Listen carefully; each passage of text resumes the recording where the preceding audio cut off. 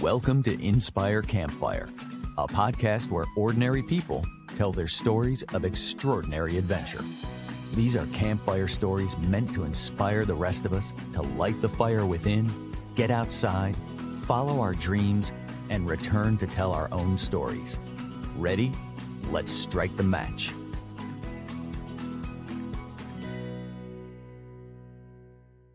Welcome to the show. I'm your host, Scott Wurtzbacher. Today, we're going to find out how following our voice that calls to adventure can change your perspective and show you how a chance encounter can change the course of your life and what you choose to do with it.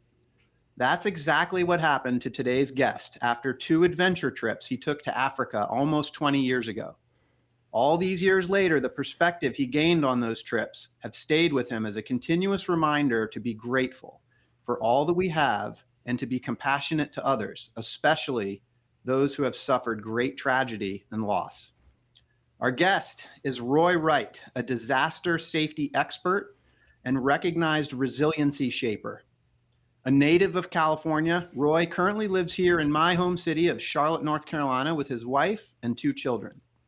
For 2 decades, he served in roles that put him on the ground in the immediate aftermath of weather-driven and climate-related disasters. He is the CEO of the Insurance Institute for Business and Home Safety and the former chief executive of the FEMA National Flood Insurance Program. Roy believes that the continuing cycle of human suffering that strikes families and communities in the wake of severe weather can be broken, and he's dedicated his career to that effort. His is a story of man against nature, and it's a story of compassion and a deep desire to end human suffering. And it all started when he said yes to a chance invitation to go on an adventure with friends. Roy, my friend, welcome to the campfire.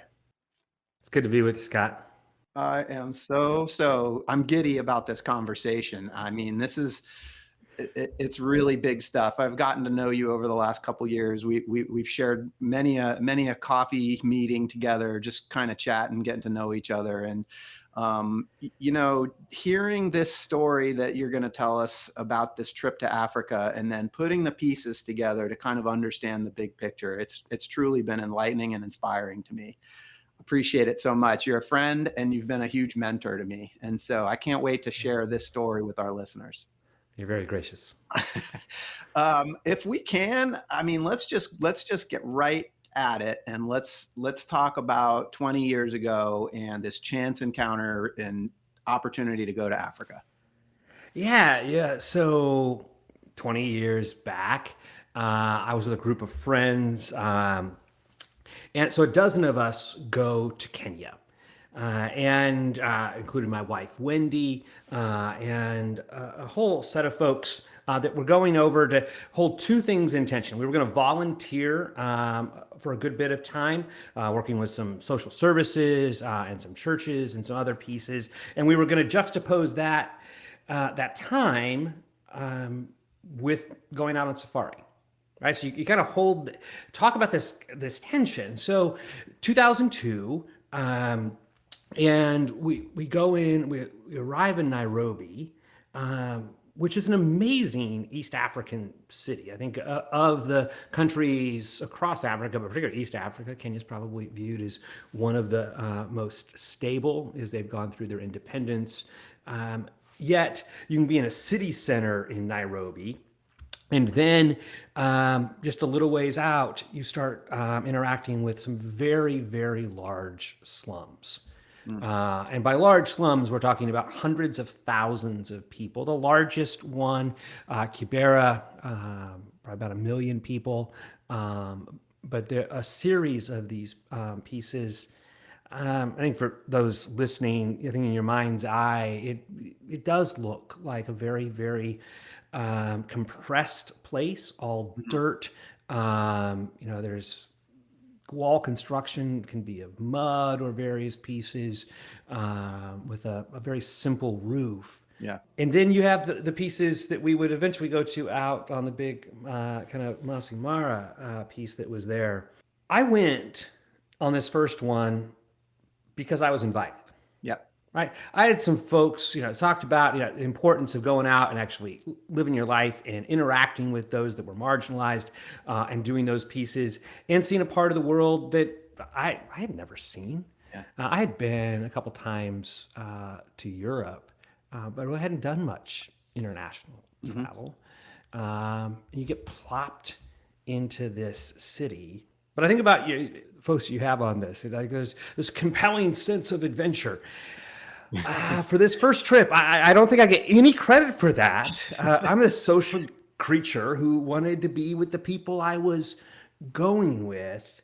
And on that first trip, we interacted, we did some volunteer work, we got to interact with folks that were there, and interacted with one particular organization that did micro enterprise work. And by micro enterprise, they particularly worked to help folks get micro loans to kind of change the trajectory of their life and their family. First trip happens, and it was compelling. We loved it. You come home, and there was this gnawing sense that I should do that again. There was something about it that wouldn't let me go. And so, along with a couple other friends, we started planning another trip and planned it in a similar kind of way. But smaller group. This time, when we came into Nairobi, we were exclusively going to work with this one organization that was working on the micro enterprise side. And then we would head out onto the Masai Mara.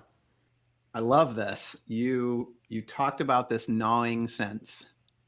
Yeah. And I might call that, what we say on this podcast is that voice that calls to adventure. And so you said, and I think everybody hears that voice differently. And you mentioned other podcast guests, and people have this call to adventure. And your call to adventure was friends saying, "Hey, let's go." And you being a social creature, that was your call, and you said yes. And now you've got this, what you called a gnawing sense. And I wonder if you could just elaborate on that gnawing sense. That gnawing sense, there was something in that context that was wholly unlike my upbringing, my rather simple upbringing in a blue-collar family in California. And some of it really directly just from a faith perspective. It said, you're supposed to not just talk, you're supposed to do, you're supposed to engage with people at the margins. And I had been around that, but had never really had that deep experience. Mm-hmm. But what compelled me to go back was ironic, maybe not ironically. There was this piece, I was working as a management consultant at the time.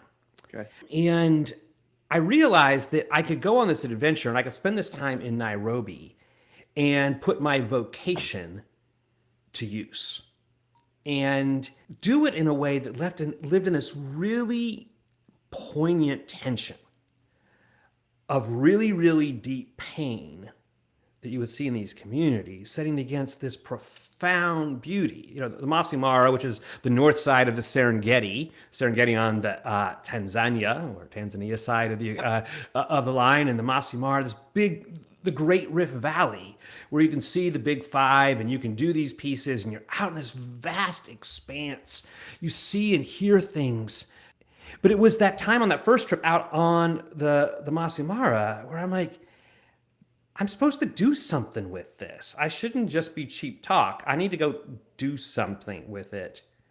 To be honest with you, I got on the plane, went home, and I probably packed it away for a while. Sure.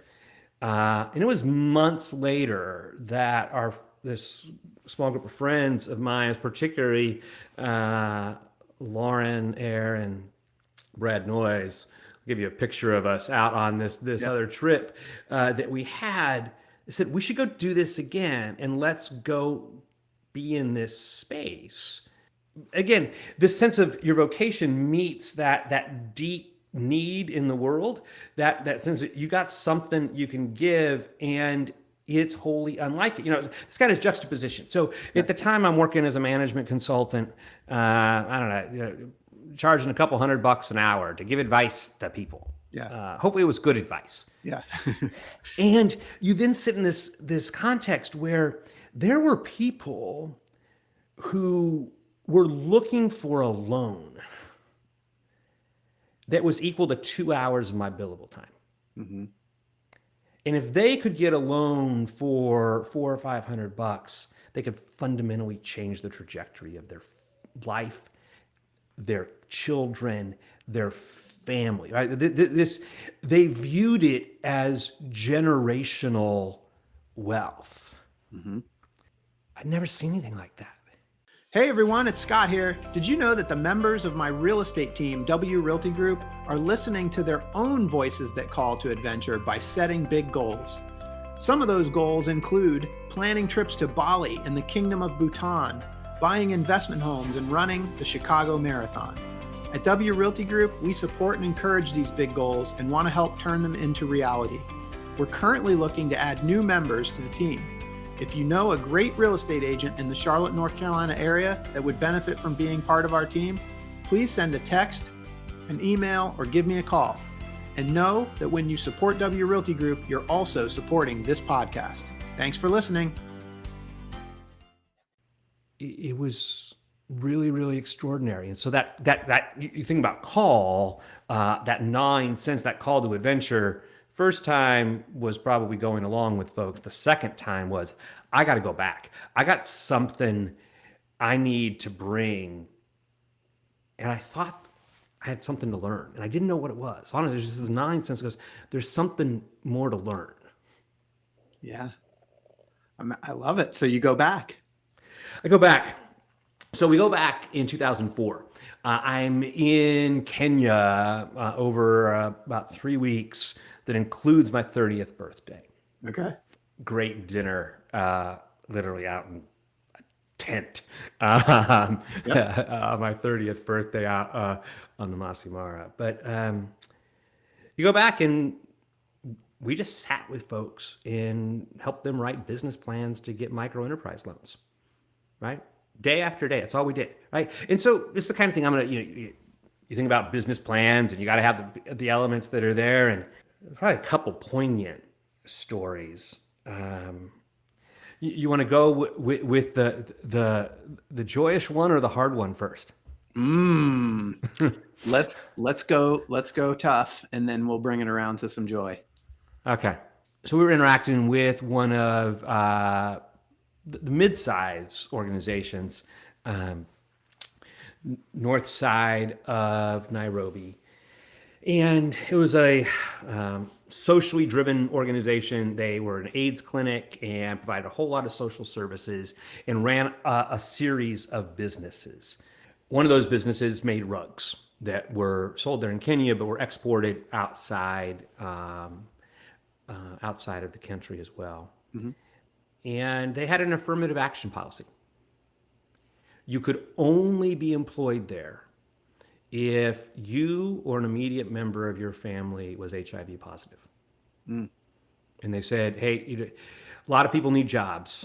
We're going to make sure that this particular group had jobs. And you look at how beautifully the place is set up and the elements that are there and how they integrate the whole family. And they came from this one particular slum, but they had an integrated social services piece. And so we were taken on a walking tour with one of the social workers throughout the community. And it's my second time back. I've been through some slums. This particular one was built on a rock quarry. Okay. And so it was different than what I had seen in Kibera, where it was all mud walls. It was all granite. They were stone kind of walls, still the simple metal roof, and kids running around, and we were interacting with people who worked there. Mm-hmm. We arrived at one home, and I don't speak Swahili or the other local languages, and so you're working through, and we got to a place, and it was different. There was a lot of people coming in and out, and so the social worker walks in. And just inside the door lies the body of a 10-year-old boy who had died overnight of AIDS. Oh my gosh. And she walks out and tells us this. And it's devastating. And the mother is standing 5 feet away. Yeah. We're standing outside. It's that moment you feel hopeless Yeah. and helpless, right? Like, what am I supposed to do? And we look at each other, the guys that are traveling together, and I never really had an experience like that. And so, social worker turns to us, gets our attention, and says, "The mother would like you to, step inside and pray for the kid." Like, no. I don't think you understand. I don't speak the language. I don't know what to do. And it was this crushing moment where you're like, this family is in utter grief. What is it like to lose a 10-year-old? What's it like to lose a 10-year-old to AIDS? I don't know. It was all really cloudy in my own memory of that space. It was very searing. And in time, we go to walk away. And walk back towards where the business area was set up. And my buddy and I looked at the social worker and said, well, what's next for their family? And they said, well, they'll move forward to have a funeral. There's some dollars that'll need to get paid for that to happen. Yep. And so what is that? And she said, well, there's a series of things that come together. It's about $150. And you think about this for a second. It says $150, and you're like, these are people who are living on $1 to $2 a day. And you're like, how does that all come together? And Brad and I immediately go, oh, paid. We're paying that. And the social worker just shook her head. No. We said, no. We insist. It's the least we can do. Right. We were the guest walking through the community. We were the guest in this space.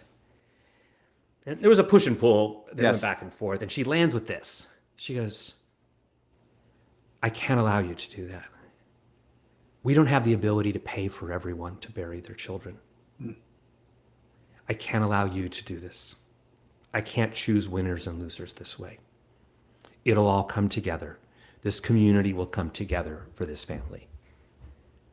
Right? And it's this moment, like, I'm American. I go, put money on this thing. Solve this problem with money. Right. No.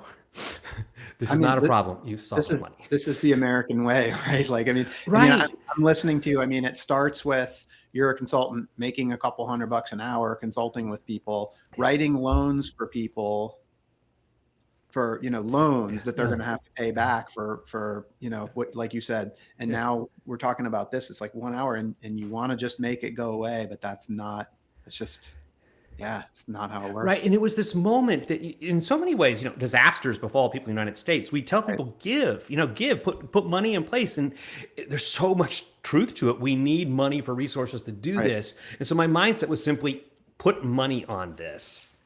It wasn't the option. So we hit this spot, and we're walking back, and we're now in the rug factory. And I'll give you this picture you can put in your show notes. There was a rug that was in their store display area. It's 4 pieces that kind of hangs vertically about 12 inches square a piece, that is this beautiful deep blue and orange.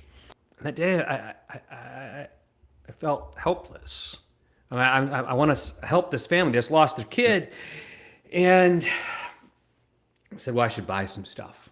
We should put some money into this community. And we bought this. And this particular rug, I loved. And I bring it home with me. And it hung in my study at home for a while. And then it came to work.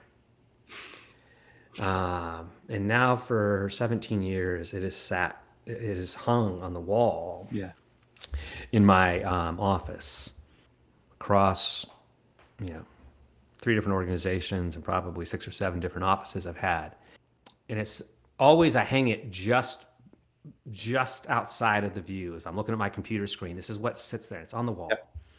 And that rug reminds me that I don't have bad days. Don't get me wrong. My life has complexities, and there's joys, and there's disappointments, and there's even pain. But I anytime, whether I'm in the middle of a financial issue for work, a people issue for work, a strategy issue, piece that's going on in my personal life, because, man, I don't have bad days. Because walking through that slum, I walked into a home with someone. They were having a bad day. Yes. Right. And there's this perspective that is there. Isn't that life isn't hard, right? You deal with the death of a father. You deal with sickness in your family. You deal with things that fall apart for your kids. Yeah. This is hard. But I got to tell you, you're sitting some 18 years later and going, wow, this trip keeps sitting right there. And occasionally, not often, but occasionally, someone will walk into my office, sit there at the conference table, and they'll look and says, what is that rug? Right? Most of the things hanging in my office deal with disasters and, wildfires and hurricanes and houses blowing apart. And so what is that? I says, that rug is about perspective. That rug is about perspective for whatever it is we're talking about today. Yeah. And this has become your career, which is something that's always there in the background. And it's always there. This is what's so mind-blowing to you. So I'm going to just reflect back a couple things, because we've spent a little bit of time talking about that gnawing sense. Yeah. And where we got to was, you made a statement that we stopped on, was that there's something for me to learn. I'm going to go back because there's something for me to learn. Yeah. And I'm not sure that you knew what that thing was, but clearly, like, there was a learning that came out of that second trip. There was. I think that learning is to put these principles of life into action. Right? For me, that's rooted in an element of faith, but it's also rooted in an element of just, this is what life has brought me, and if that's what life brings me, how do I give back? This is the piece again. This wasn't the adventure. This wasn't my trip to Argentina last year, which had a lot of cool things to it. This was one of those things that it was just that seminal piece that hits you. So let me tell this other side for a moment. So one of the other kind of poignant moments on that second trip is working on one of these business plans to get a loan. There's a lady, her name is Dorcas, and Dorcas is the fish lady. Dorcas the fish lady. And so Dorcas lived in one of these smaller communities in the edge of town, and she sold fish. She would get in one of these matatus, these little small vans. They would pack 20 people into them. She'd go to the center of town, to the market. She would buy fish in a plastic bag, and she would come back. It was an hour and 20 minutes each way. You did not want to be the person sitting next to her in the hot matatu carrying her bag of fish. She would come back, and as people ended their day, she would sell fish. Mm-hmm. She'd fry them up immediately, and people would take them and take them home. Well, she never knew how many fish to have, and so she would often get 40 to 50 a day. Some days she could sell them all. Some days she would only sell 20 or 22 of them. Well, when you do this, she ended up throwing away or giving away a whole lot of fish. Mm-hmm. She wanted a loan to buy a freezer, because if she had a freezer, she could take the fish at the end of the day unsold and save them for tomorrow. Yep. Right? She had access to electricity and the like, and this freezer was going to cost about $400. The business plan said by $400 going into this, she was going to change her average net income from $1 a day to $5 a day. At that point, she could pay for her kids to go to school. if her kids went to school and her kids went to college, they wouldn't live in the community she did. Mm-hmm. Her children and grandchildren would have a very different experience. Mm-hmm. You're in this moment and you're like, I've never worked so hard to make sure that the words on the page are compelling for the return on investment, right? Her entire return on investment was going to play back. She was going to have she'll have the loan paid back in 19 months. Yep. Right? These are pretty fast business loans as it plays, right? But you have this moment that goes, man, I had a day job to help people put together business strategy to optimize and be more efficient and, you know, get more out of their team and all these kinds of pieces that were there. And it was important work. Some of it was for government agencies or nonprofits, the like. But I found this moment where my deployment of adventure, going out on this trip, man, I found that the things that were my passions in my day job, the thing that got me up working plenty of hours a day, were useful to someone else. Yes. And actually far more flourishing. Both that deep pain of that 10-year-old's loss and Dorcas, who did get her loan, and the business plan behind that happened on the same trip. But that's all packed over a couple of weeks in town working these pieces. And then we head out to the Masumara for what was going to be my 30th birthday. And that's when it clicked. Because I got to tell you, in the moment, in that rock quarry driven slum with that 10-year-old who had passed, I didn't know what it meant. When I was working with Dorcas and other ones of these, there was a whole we would do these workshops each day to help people work through these elements. And I had to stop. And Scott, you know me well enough to go, I go. I'm not very good at sitting and being quiet. You'll tell me about how wonderful meditation is. And I agree with you. And when I can get myself to focus for 15 minutes in one place, a lot of things can come together. But this was a moment that I then had 4 or 5 days out in the Great Rift Valley. Yes, going out and seeing animals, and a lot of time just sitting. Yes. And doing some writing and going, what is this? Because if some of this stuff can gel at 30, that can be pretty magical. That can be more than magical. If you can get those fundamentals in place and say, I'm going to take this learning and I'm going to take it into the next 2, 3, 4 decades of life, that's quite a gift. There's a lot of friends and acquaintances are asking that question at 40 or 45 or 55 or whenever their midlife crisis kicks in and says, what can I do that's meaningful in this space? But an adventure at 28 and 30 gave me that gift. It started there, but you know, for those of us that might be thick, right? It clicked for you. Yeah. And you said, if I can take those fundamentals, that can carry me into the next 2, 3 decades. So what are those fundamentals for you? I find ways to start applying it just in terms of how I sit today. So, you know, I spend a lot of time after disasters, hurricanes, tornadoes, floods, wildfires, and you interact with folks on really, really bad days. Mm-hmm. Oftentimes that family has lost everything they have. Sometimes they have no insurance, and so they're financially going to be entirely ripped apart. But maybe even more so, their community texture, all the fabric of that community is being ripped apart by the disaster. They're being displaced, all of the elements that are there. In this juxtaposition about people with profound poverty and then sitting against profound beauty, I learned to watch. I learned to see stuff. And I learned to not jump too far in front of myself. There's some conversations you've got to listen.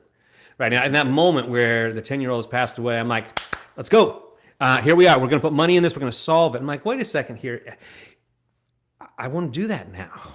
She doesn't say I might not offer money in that space, but I would go, I want to understand this family's context.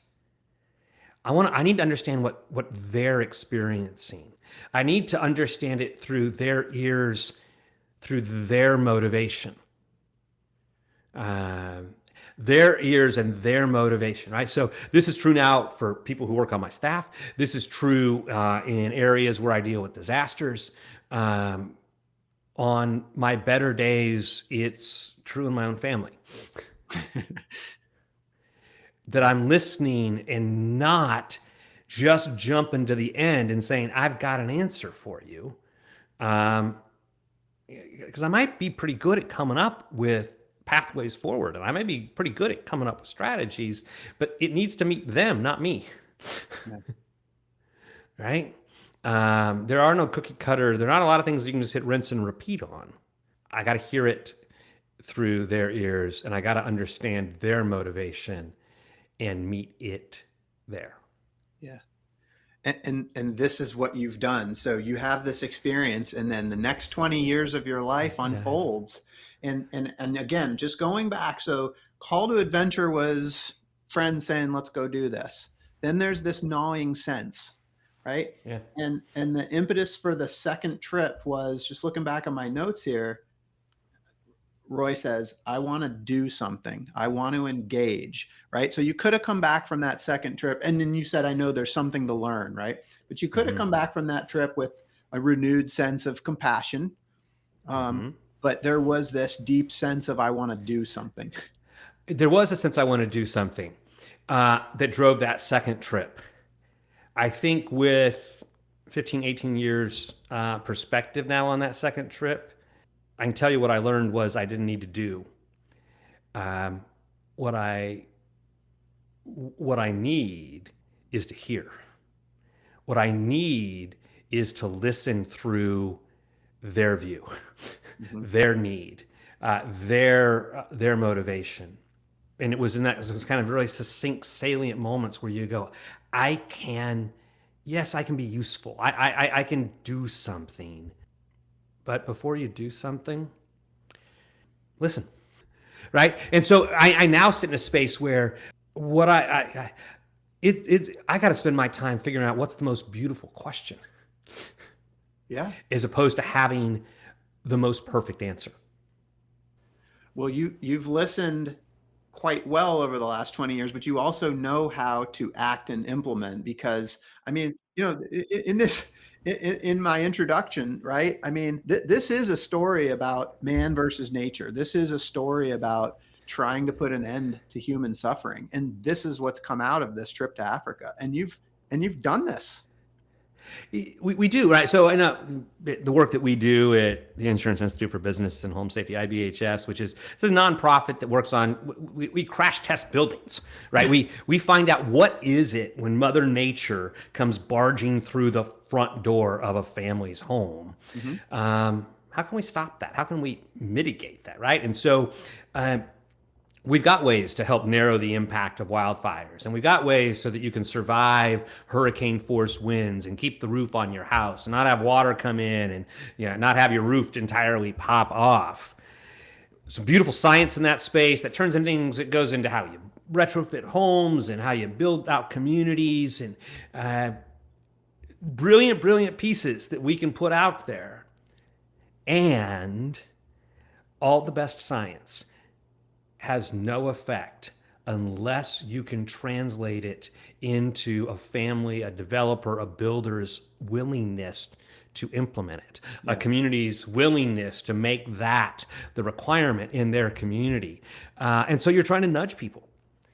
And if you're trying to nudge people, you don't do it by chastising them and saying, thou shalt do it this way, you have to do this, and if you don't do it, it's stupid. Yeah. No, that actually doesn't motivate anyone. Yeah. and so now I'm in a space, and I was there after Katrina came, and Sandy, and the elements related to Hurricane Harvey. And you're in these places where people have experienced really, really bad days. And what I've learned is to ask the questions to get to understand where they're at, because they will then become the folks to advocate and says, there's a better way. Mm. You don't need to experience what I experienced. I sit now and still work on things related to housing here in the United States, and how do you make sure that people have what they need. And I was down in Alabama with a gentleman, some folks through Habitat for Humanity, and some others had donated dollars. He got a new roof that had kind of sealed roof decks. It was a fortified roof. It was a great roof. It was a house that he had inherited from his family, and there's an event, all these things celebrating, and talking to Mr. Adams, and I said, so what is it like to have this fortified roof now? And he goes, well, I don't quite know all the details, but it used to be that every time it rained, whether during the day or the middle of the night, it was my job to run around the house and put the buckets in all the right places to collect the water that was leaking in. He says, but now I've got a fortified roof. He says, the buckets have moved outside. I sleep through the rain. Oh man, I love it. Right. And you have this moment where I'm sitting outside of Tuscaloosa, Alabama, having this conversation with someone who doesn't understand all the details of what's saving him, but in just the kind of same profound way that Dorcas was talking to me there outside on the edge of Nairobi. I'm hearing from Mr. Adams about what his experience is. I sat with a lady after Hurricane Harvey hit there in the Houston area. It's her third time being flooded out. We'll call her Edith. Says, Mr. Wright, I just don't want this to happen again. What can we do? And I'm leading a program at FEMA to look at resilience and how do you help folks in that space. As creative as I can be, and as creative as the teams that I work on can be, to come up with solutions to address these really painful, awful days, all of it requires me to be quiet long enough to be able to hear where they're at, not jump too fast, too quick, don't get in front of it, right? And then use all the best prowess we have, the best insight we have to change their future. But do it with them, not to them. I've got so many different things running through my head right now. Like you're kind of blowing my mind here with like just what you've demonstrated to me in the last 30 minutes is what it means to be visionary. And it's so cool because as I said, you and I have gotten to know each other over the last several years. Like I know what you do. I'm so inspired by what you do at the Insurance Institute. But like basically, you guys are building things and then simulating natural disasters to destroy them, right? And the thing is, like, from a passion perspective, that just sounds fun. Like we get to build stuff. Like how cool is that? We get to build stuff and then we get to blow it up or destroy it or whatever. Like that. I mean, just from a funds, like that just sounds fun. That sounds like the little kid in the yard with the Tonka trucks just building and destroying. Like how cool is that? But you've now given me this totally different perspective because sure, I bet it's still fun, but that's not why you do it. You've got this perspective and it's like this true mission of ending human suffering. And what I see in front of me is somebody that listens to the stories of people and then really lets those stories resonate and sink in and really understand it and then be able to act to do something about it. And that's the real mission. And I see in front of me somebody that leads an organization by sharing those stories with people and helping your whole organization feel, frankly, what you've made me feel in this last 40 minutes. It's pretty awesome. Again, I think you're more generous than I might deserve. I'll tell you, just even this conversation, more of those synapses have connected in my own Yeah, yeah, mind, yeah, right? Because you've asked the questions to get me to yeah. think it through in those connections. One of the things I imagine, I've got an almost 16-year-old and a 13-year-old. My wife Wendy and I have been talking about what does it look like to take them to Nairobi and out to the Masai Mara. What would it be like to bring them along the way? It's really hard to recreate directly what your experience was from 20 years ago, and I don't know that the teenage mind quite sees it the same way. But it makes me wonder, what does that look like?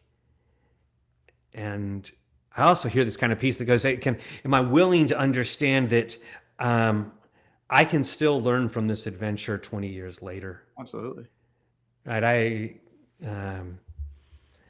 That's pretty. It's pretty cool. It's pretty powerful. And it still exists. Like so I'm able to relate to this really well because as you know, back in February, I went to Africa, climbed Kilimanjaro. We did Right. a safari afterwards. And when you do that safari out of Tanzania, you go into the Serengeti and you get to see these Maasai villages. One of the things that we did was a very quick, like hour visit to a Maasai village.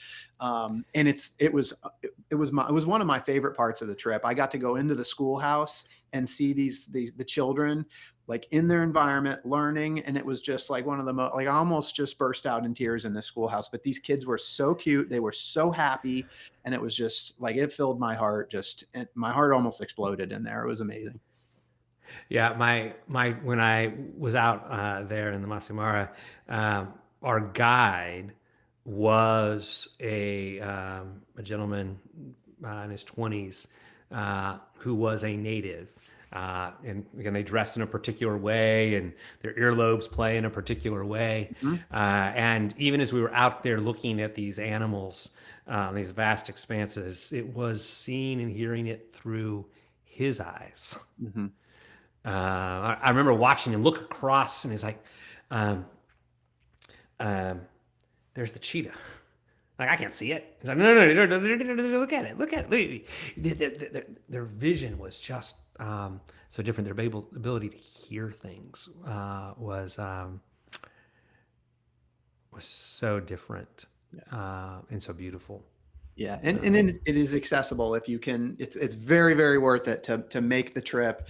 I definitely would take your kids. I think it would be eye opening. If you get that opportunity to go back.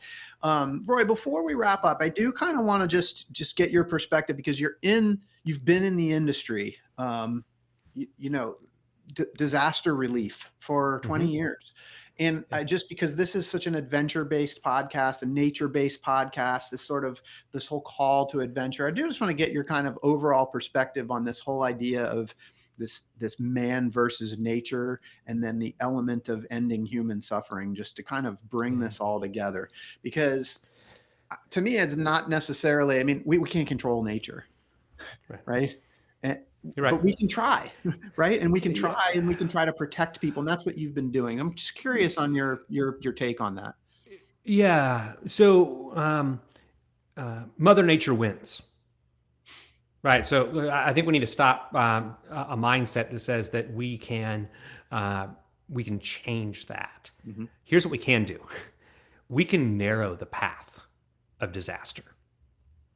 We're not going to stop the tornado. We're not going to stop the hurricane. Think about wildfires, and a lot of those are initiated by people, and that we should be doing something about. But a lot of them are just dry lightning strikes that hit this area, and it's in the middle of a drought in these pieces that are there. Our opportunity, and we think about climate-driven pieces of disaster and how that's making things worse. So there's pieces we need to do to stop eroding this earth, and we need to make sure that we do that with a lot of attention. But in so many cases, we're living in houses and homes that were already built. We're in communities that are well established. Can we narrow the path of that disaster? And the answer to that is absolutely yes. If you're at the crosshairs of an EF4 tornado, your house is going to be all the way down to the slab. Yeah. But the outer bands of EF2, the 1, the 0, that kind of go out, we know how to withstand that. right? And so, which allows those other people to become the center point of life and continuity in the community and recovery in the community. And so, man versus nature, humans, we're making some things worse, and we should do something about that. And we need to lean farther forward in ways that we don't have to experience as much devastation. The floods are going to come. Can we make sure that the homes are out of the way? Yeah, thank you. Thank you for that perspective. It's super helpful. And so I just kind of want to wrap up with a couple of additional questions. The last one, before we jump into the two fun ones, is just your advice for people. Like 20 years ago, you said yes to an adventure and didn't necessarily know why, other than you were just going with friends. And now, I mean, an unbelievable career of helping people and living this life of meaning has been the result. What advice do you have for people, young and old, that have kind of felt that call to adventure and might be experiencing any sort of doubts or fears about, should I do it? Should I not do it? Yeah. Take the nudge that friends give. Okay. Is the first piece of advice. And the second piece of advice is be the nudge for someone else. Nice. Right. There are people who love solitude and people who do adventure in that kind of way. And I appreciate those folks. That ain't me. But I look in this kind of element that goes, grab hold of it. That perspective, particularly when you're able to go to a place by which life doesn't look like your own. Some of that adventure happens just by driving 400 or 500 miles in our own country here in the United States. And some of it requires you to spend 10, 12 hours on an airplane. But be receptive to the nudge. And the flip side of that coin is be the nudge. Oh, I love it. Love that. Great advice. So you've had this journey. It started in Africa, and now here we are, like, on this mission to end human suffering. I mean, it's incredible. And Hollywood's going to make a movie about you at some point because the story is so incredible. So Roy, I want to know, when they do, who's going to be the Hollywood actor that's going to play you? It's a wonderful question. And I told you earlier, I'm supposed to appreciate beautiful questions. And I will admire your question and tell you that movies don't speak to me. Right. And so it's really hard for me to project forward. I'm like, I can't sit still long enough. I don't have an attention span for movies in that kind of way. Yeah. So it's a tough one for me. Who's going to play me? Hopefully someone really, really interesting. And compelling. I don't much care who it is, because Lord knows I'd struggle to actually sit and watch my movie. I love it. I love it so much. And it's so interesting because we've had some very, very high achieving people on this podcast. And it's not been an uncommon answer to say, I don't have time for movies. I don't pay attention to Hollywood. So maybe we'll get a newcomer, an up and coming Oscar, an Oscar winner to start their role in your movie. But I am gonna ask you, what's the name of your movie gonna be? No Bad Days. No Bad Days. I love it. No Bad Days, starring a newcomer that's gonna take the stage and just blow your mind and tell us the story of Roy Wright and all that's ensued in his life. I appreciate this conversation so much. It's been so much fun. I want to thank you because you are changing lives. I want to thank you for what you do. I want to thank the universe for the experience that you had all of those years ago that inspired you through this path to help people through natural disasters and to help your mission of ending human suffering. I mean, it's a huge mission and it's incredible, and you're actually doing it. And for those listening, I hope you've been inspired today as much as I have. I hope Roy's story has encouraged you to listen to the voice inside that calls you to adventure, because we want to hear your story next. If you have a story to tell or you need a nudge to create one, please send me an email. And we'd also appreciate it if you help us spread the word by leaving a review and sharing or tagging Inspire Campfire in your social media. And until next time, I want to encourage you to get outside. Thank you for listening. Roy, thank you so much for being here. It's been a joy.